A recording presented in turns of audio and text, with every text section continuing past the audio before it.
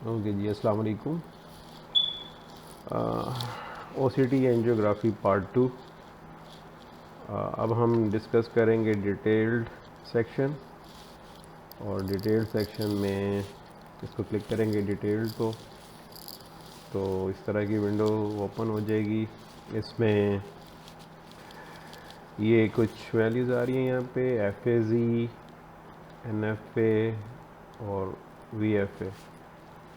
तो फोबियल vascular zone की जो हमने ये जो सारी की सारी वैल्यूज़ हैं, जैसे कि ये एरिया 0.22 मिलीमीटर स्क्वायर और non flow area 8.76 millimetre square और vascular flow area 3.97 millimetre square, ये वैल्यूज़ एक्चुअली ये तब आएंगी जब हम स्टैंडर्ड में इन वैल्यूज़ को यहाँ पे इस विंडो को अलहदा से, जैसे अब ये 0.22 मिलीमीटर स्क्वायर है तो फोबियल वेस्कुलर जोन की वो वैल्यू वहाँ पे यहाँ से दी गई है।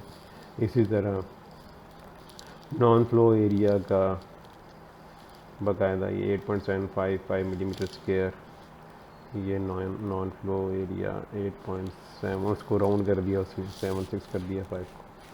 तो ये बेसिकली जब तक हम इसको फिल नहीं करेंगे तो हमें ये वैल्यूज़ नहीं मिलेंगी, क्योंकि हमने वो वहाँ पे वर्किंग की है, तो इसलिए हमें ये वैल्यूज़ मिल रही हैं। ओके, फर्दर इसमें कुछ और ऑप्शंस भी हैं, जैसे कि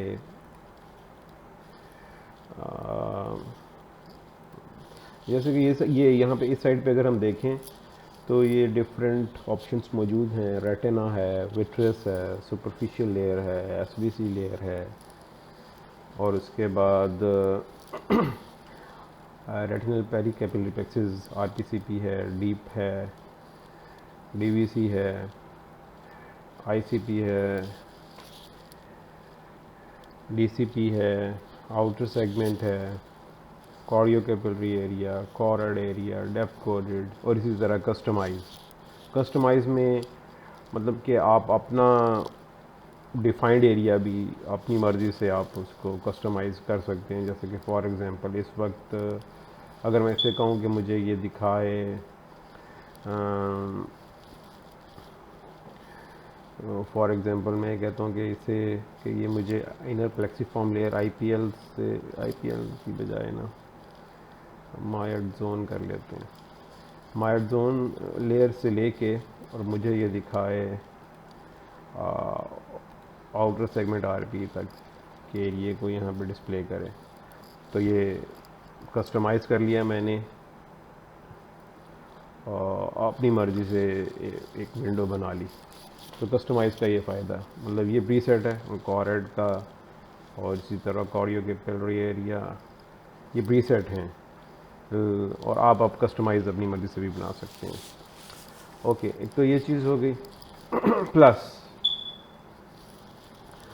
एक और बड़ी अच्छी चीज़ है इसमें, और वो है सॉफ्टवेयर में, जैसे कि अगर हम सुपरफिशियल कैपिलरी प्लेक्सिस एरिया की बात करें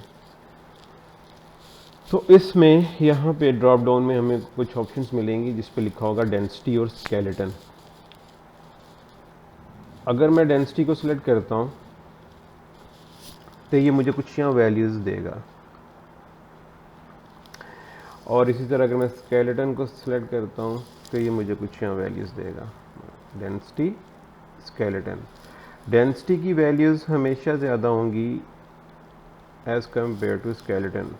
रीज़न बिहाइंड दैट, क्योंकि स्केलेटन बेसिकली ये हमें परफ्यूजन की एक क्वांटिफाइंग वैल्यू दे रहा है।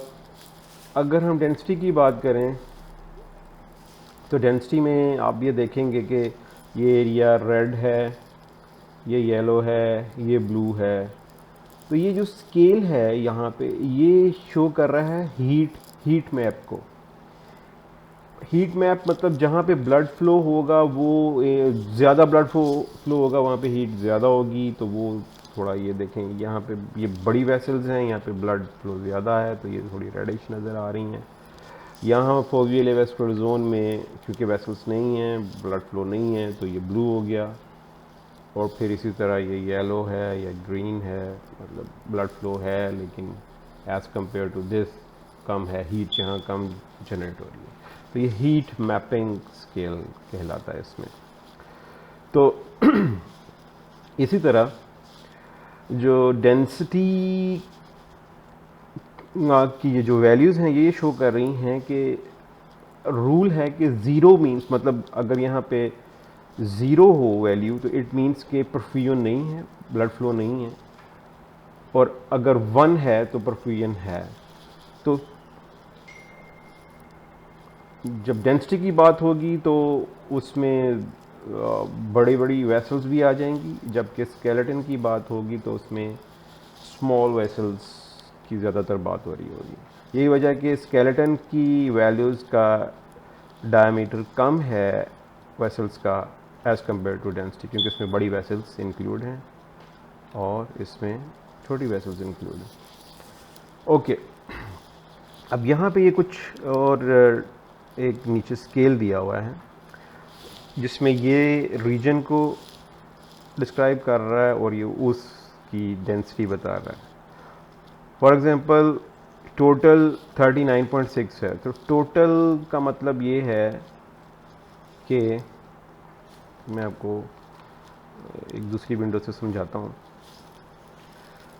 टोटल का मतलब है, ये देखें, टोटल का मतलब कि टोटल एरिया स्कैन्ड, ठीक है। और फिर उस हमारा टोटल हो गया, मतलब इस एग्जांपल के मुताबिक 56.1, तो उसका सुपीरियर हो गया ये वाला ब्लू एरिया और इन्फीरियर हो गया ये वाला ब्लू एरिया। इसी तरह सेंट्रल की जब बात होगी तो सेंट्रल का मतलब होगा कि सेंट्रल सर्कल। और इसी तरह जब इनर की बात होगी तो इसका मतलब होगा कि इनर सर्कल, मतलब सेंटर और टोटल के दरमियान वाला एरिया, इनर सर्कल, सेंटर और टोटल के दरमियान वाला एरिया इनर सर्कल। तो उस इनर सर्कल में सुपीरियर इनर मतलब ये वाला एरिया और फिर इन्फीरियर इनर ये वाला एरिया। और फुल का मतलब ये है कि उसमें इनर मोस्ट, सेंट्रल और इनर सर्कल टोटल इन्वॉल्व हो जाएंगे, ठीक है। इसी तरह अगर मेजरमेंट जोन 6 mm विड्थ है तो उसमें टोटल एरिया ये होगा और उसमें सर्कल एक और ऐड हो जाएगा, मतलब यहाँ पे 1 और 2 सर्कल थे तो यहाँ हो जाएगा 1 2 3।